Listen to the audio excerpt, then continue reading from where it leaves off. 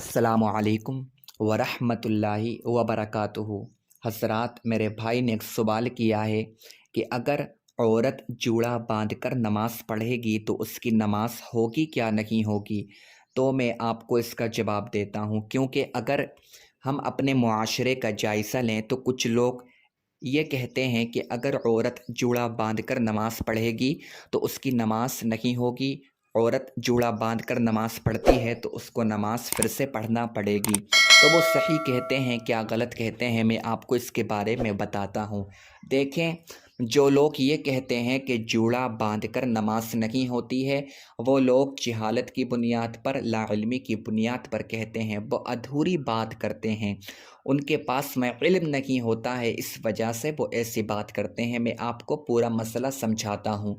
देखें, अगर कोई औरत जूड़ा बांधकर नमाज पढ़ती है तो वो नमाज पढ़ सकती है, कोई हर्ज की बात नहीं है। नमाज पढ़ने में कोई हर्ज नहीं है, उसकी नमाज हो जाएगी। और अगर किसी औरत ने जूड़ा बांधकर नमाज पढ़ ली है तो उसको नमाज लौटाने की ज़रूरत नहीं है, क्योंकि औरतें जो ज़्यादातर जूड़ा बांधती हैं वो सर के पीछे बांधती हैं, और ऐसा जूड़ा बांधना जायज़ है, ऐसा जूड़ा बांधकर नमाज पढ़ना जायज़ है। फिर कौन सा जूड़ा बांधकर नमाज नहीं पढ़ना चाहिए, आप इसको समझो। देखें, कुछ औरतें ऐसी हैं जो जब जूड़ा बांधती हैं तो सर के बिल्कुल ही ऊपर बांधती हैं।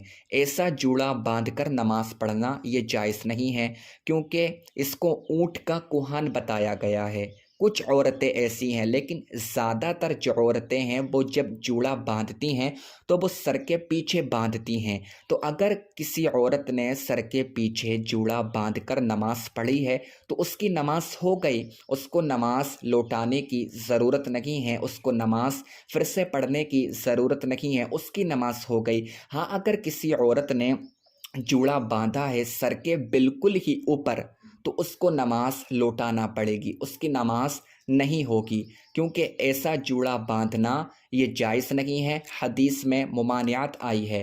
तो जब आप जूड़ा बांधो, मैं अपनी माँ बहनों से कह रहा हूँ, जब आप जूड़ा बांधो तो सर के पीछे बांधो, सर के ऊपर नहीं बांधना है आपको। अगर आप जूड़ा सर के ऊपर बांधोगी तो आपकी नमाज नहीं होगी, अगर जूड़ा बांधकर आपने नमाज पढ़ी है।